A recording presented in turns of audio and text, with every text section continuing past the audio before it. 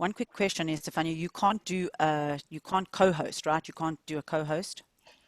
We are live. You are a co-host. So I can share screen now. You are sharing a screen. Thank you everyone for joining us today. We're very excited to welcome you to a new entrepreneurial snack. Today we have a fun session for you. Entrepreneurial Snacks is a series of professional episodes that will bring you tools that will apply for most entrepreneurs. Today is our last one, as I mentioned, and our idea is to provide you with valuable information for business owners that are interested in learning more about innovative ways to lead, manage changes in their crisis and to be relevant to their industry. We will listen for industry and influencers leaders, and these are hosted bi-weekly. During this difficult period of transition, we want to make it our priority to bring you some passionate professionals with easy information to absorb in 30 minutes. We want to tell you a little bit about ALPFA. So ALPFA Boston has over 8,000 members in our professional inscription. So we partner with corporate organizations, and we are in over 8 different university chapters. We have different membership options, and we would love you to check us out, ask us any more questions, how to get involved with the community. Our mission is to provide you with opportunities for leadership development and community engagement and networking for all the Latino men and women in the greater Boston area, and to propel your careers and livelihood. So without further ado, I want to introduce today Natalie Spiro, that came to the US in 2000 from Johannesburg, South Africa, armed with an MBA as well as a certified industrial psychologist and integrative life coach. Natalie is also a TEDx speaker, an embodied leadership consultant through the Strauss Institute, and a certified life coach through the Debbie Ford Institute of Integrative Coaching. Natalie is gonna guide you through an amazing drumming session, and following that, we will have a very dynamic and interesting conversation about how to bring Movimiento into your culture. And the talk will be with Andreina Viera and Cliff Watkins, brainchilds of the Viera. The Vieras is a premier consultant firm for businesses seeking out account management professionals and also any other back office services. And we're very excited to have them here joining us from all over the country. Take it away, Natalie. Thank you, Estefania. Okay. All right, everybody. I want you to go and are you hearing the music? Thumbs up. You're not hearing the music. You are? Excellent. All right, so I want you to go grab any instruments that you can, wherever they are. We're not hearing the music, Natalie. Do you want to reshare the audio? I have shared the audio. So you're not hearing it? No. I'm sorry. No.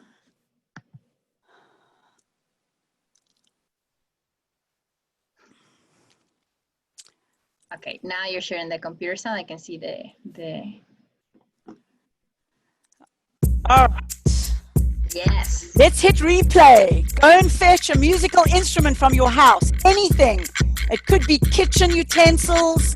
It could be a toothbrush, a hairbrush, drumsticks. If you have any drums in your house, go grab them and come back. I'm going to give you about 10 seconds to grab them. We're going to rock and groove together. We're going to change the energy on this planet. All right. Are you ready? Beautiful. I want you to take a deep breath and just imagine we're all in one room together, sitting shoulder to shoulder with a real drum between our legs, okay? I'm going to count you in and we're going to start to groove. So this is what we're going to do. 1, 2, let's all groove. You can do it to the groove. You can create your own rhythm.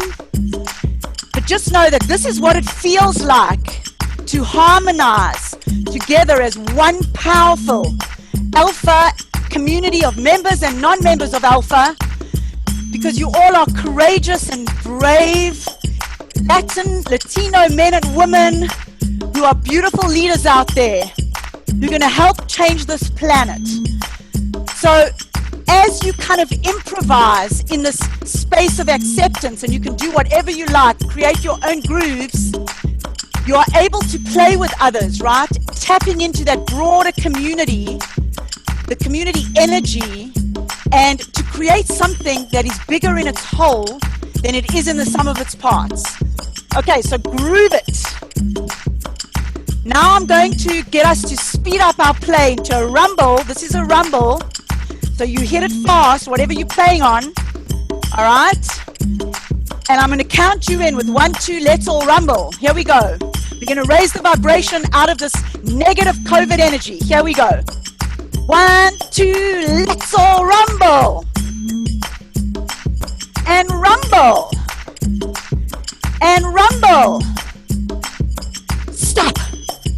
Oh, I see you still carrying on. Big cut, stop. Here we go. Let's try it again. 1, 2, let's all rumble.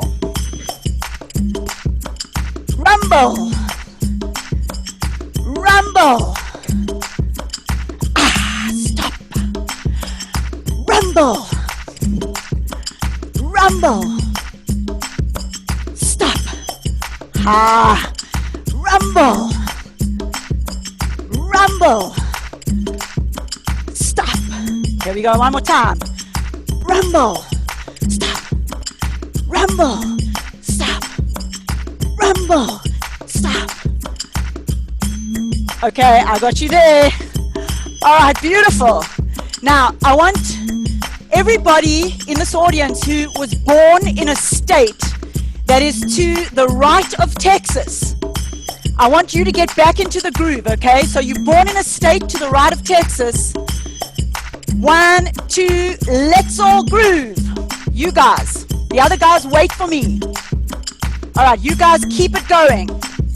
Those of you born to the left of Texas, you watch me, okay? Here we go. 1 finger, 1 beat on the drum. 2 fingers, 2 beats on the drum. You ready? Oh, yes? Okay. 2 beats on the drum. Here we go. I'm going to count you in.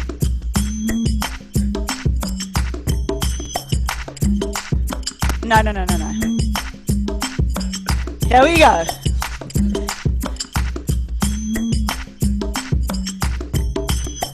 Yes!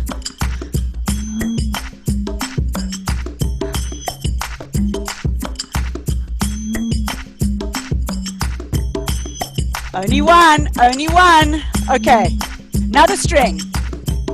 Here we go.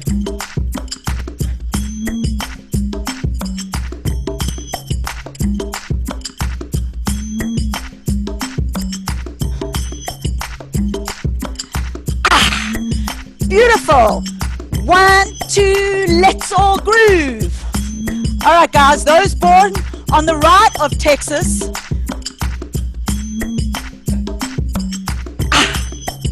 all right, you guys, again, 2 fingers, 2 beats. The left of Texas, you keep playing. Here we go.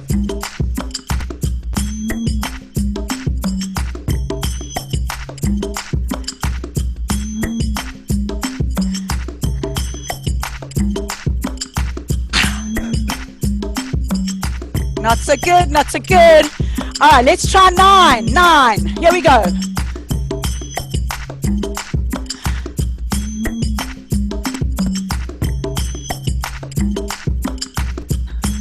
One more time.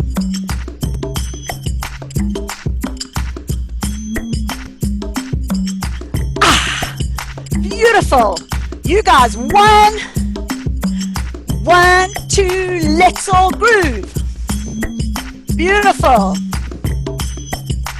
All right. Now, in Africa, we have a term, it's called Ubuntu.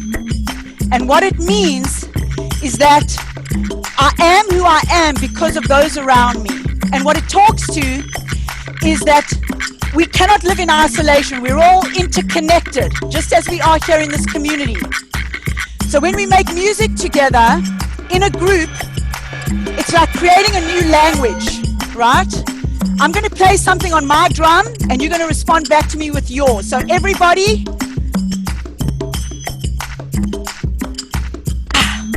all right, here we go. Now you. Yes. You. Beautiful.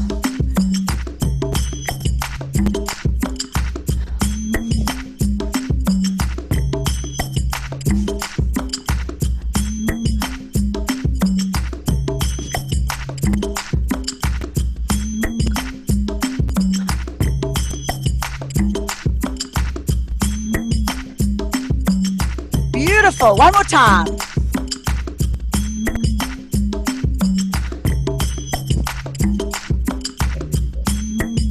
One, two, let's all groove. Oh yeah. All right, here we go. Big finish. 4, 3, 2, 1, and cut. Beautiful. You guys were fantastic. Take a deep breath. I want to give a very warm drum roll welcome to both Dre and Cliff. Here we go. Dre and Cliff, take it away. Thank you, Natalie. That was awesome. Woo! I love to dance. Hi, everyone. My name is Andreina Viera, also known as Dre. I am the founder and CEO of the Vieras. We are a business management firm that specializes in back office support. And HR is one of those services that we provide. Racing to develop a vaccine. So there's so many innovative and creative things that are happening in our world today. And we have to ask ourselves the question, what's value creation? Some of us have heard about it. Some of you may never have heard about it, and today could be the first day. The Business Roundtable, which is a nonprofit organization, was started in 1972. They have 200 of the largest companies around the world, mostly in the United States, that are members. And these are companies like Amazon and Apple and companies you may not have heard of, blanking off the top of my head right now. But they have focused on what does value creation mean. And in 2019, they took a huge initiative to redefine what a corporation is. Up until then, their definition of what a corporation was to provide value to the shareholders. And in 2019, they said, we're done with that. We're moving on.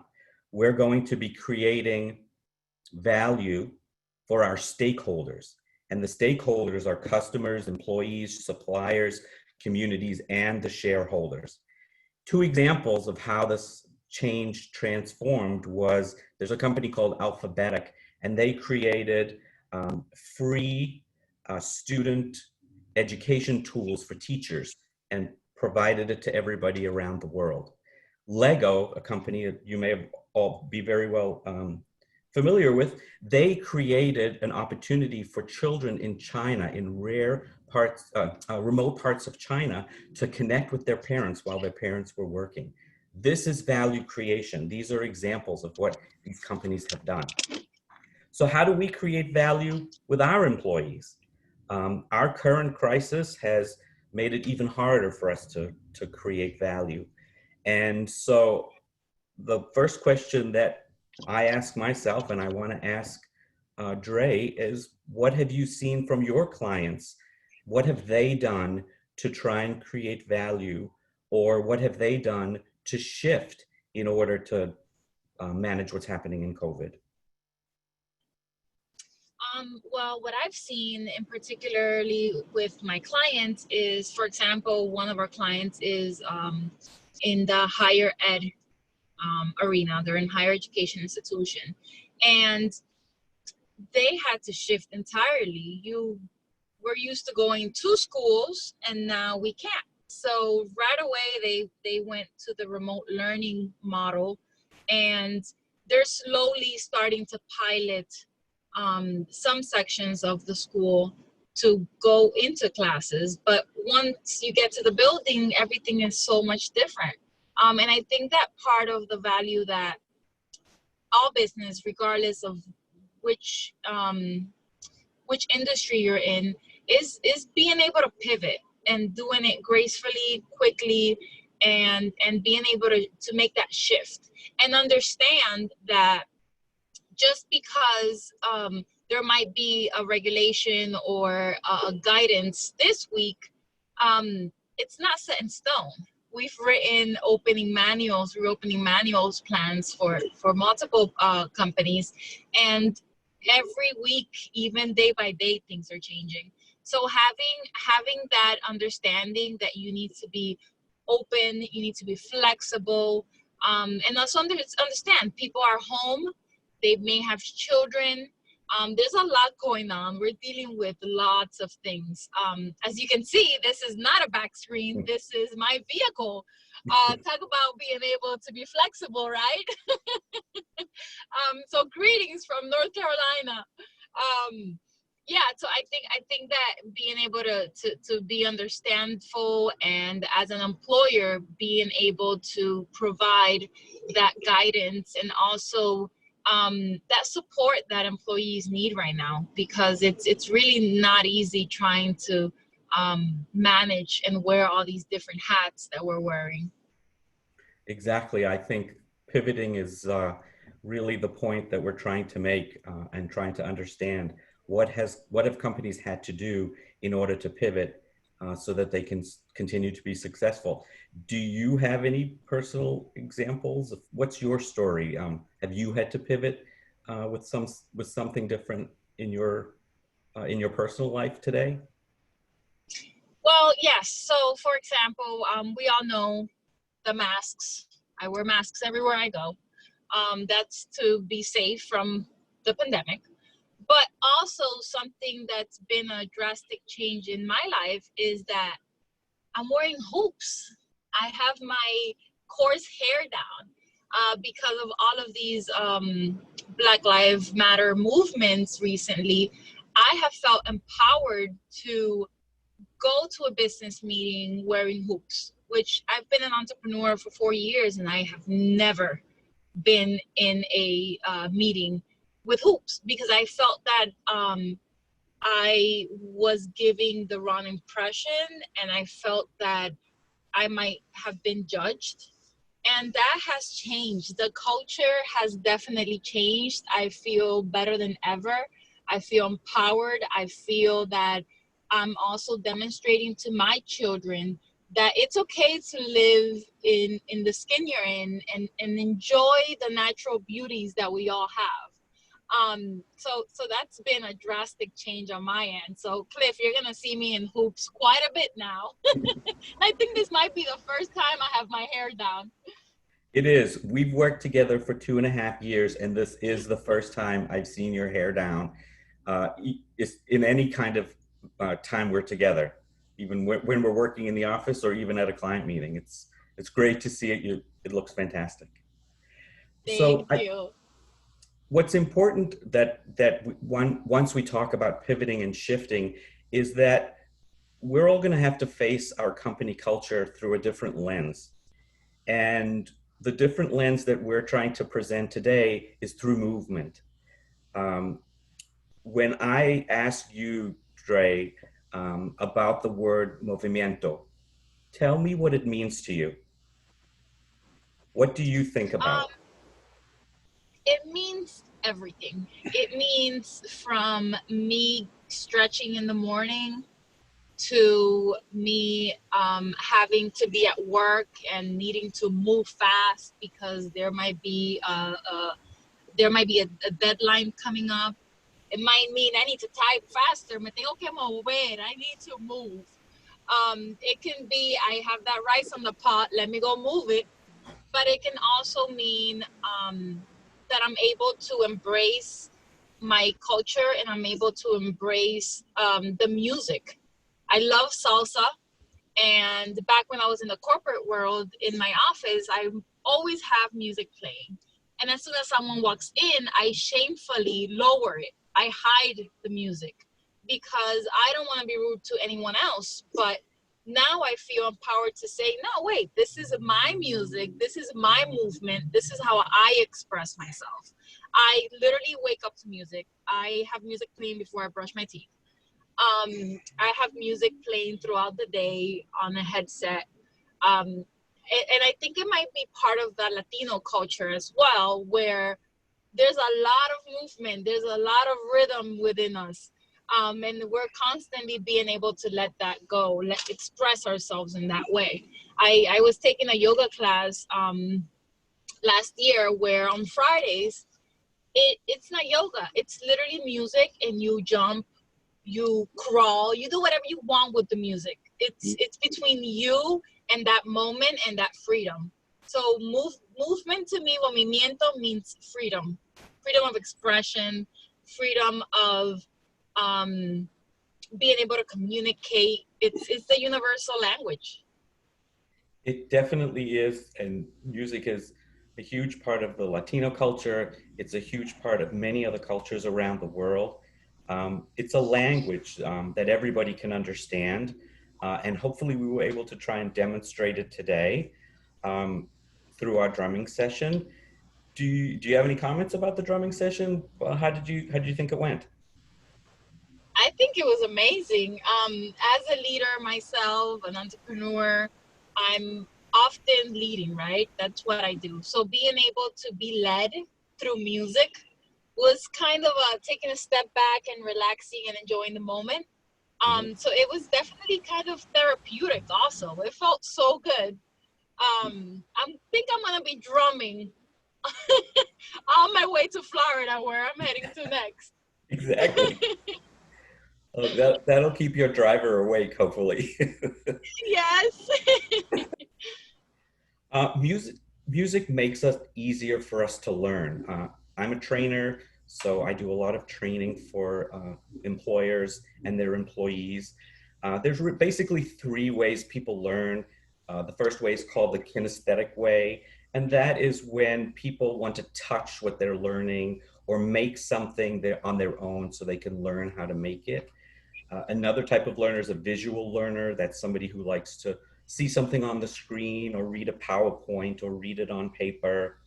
And an auditory listener or learner is somebody who listens and they learn through listening. That's the best way for them to learn. So these are three different types, and people are all of these types. Some people are all of them together. Some of them are just independent. And so music does make it easier for everybody to learn because it's a universal language. It removes a lot of the biases, a lot of the criticisms that might happen in a learning environment.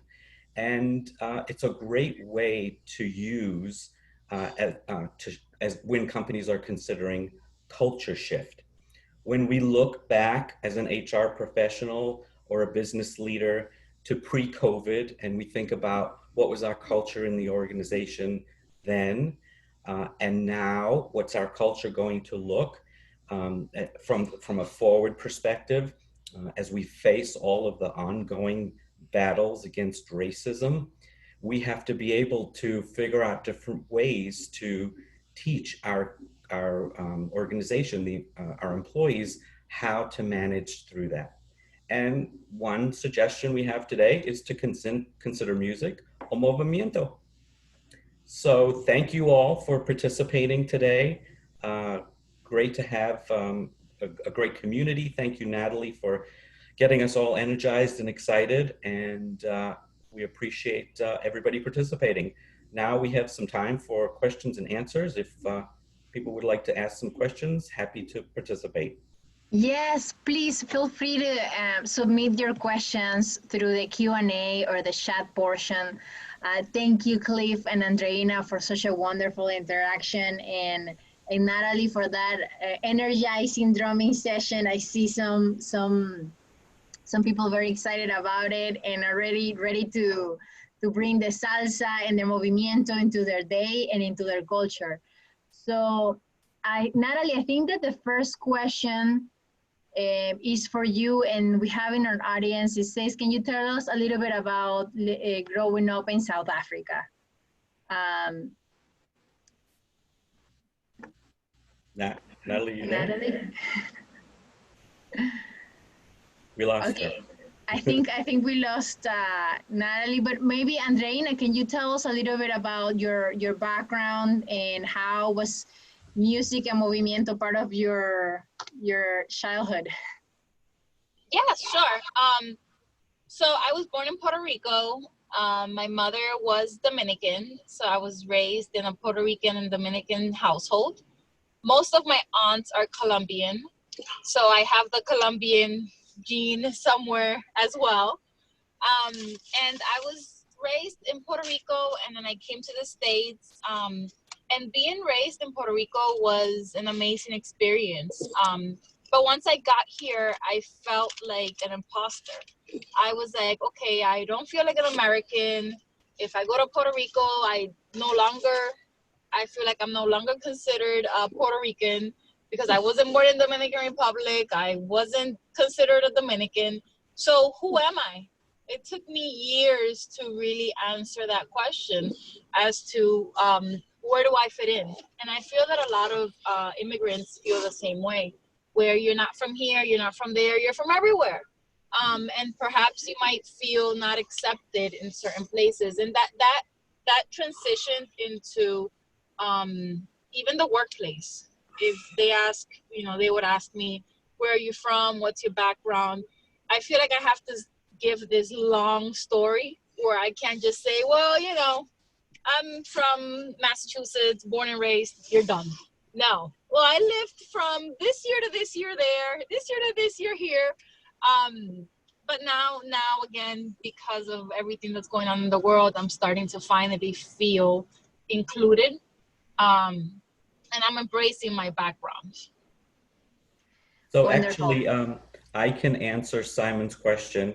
I also grew up in South Africa, and life growing up in South Africa was very different than a lot of places. I grew up in South Africa at the time of where apartheid was strong, and there was a huge uprising against apartheid, and it hadn't toppled yet, but I grew up at a time when it was happening all around me. So what was very interesting was that I was sheltered from it, so I didn't really learn about what was growing up, what was life like growing up around me until I became a young adult. So that wasn't a good thing.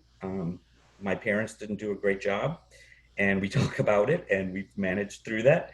But the other part about growing up in South Africa that was so amazing is music. So the Black population embraces music so significantly. It's everywhere. You might just find a group of 4 or 5 people standing on a corner of a street, and they're just listening to music and dancing. The Black community in South Africa is not afraid at all to just start dancing wherever they are. And they bring that happiness everywhere, to the workplace, to the home.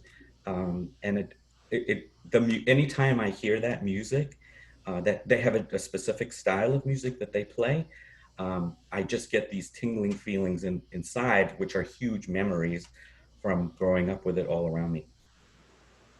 Wonderful. Thank you so much for sharing that with us, Clifford and Andre.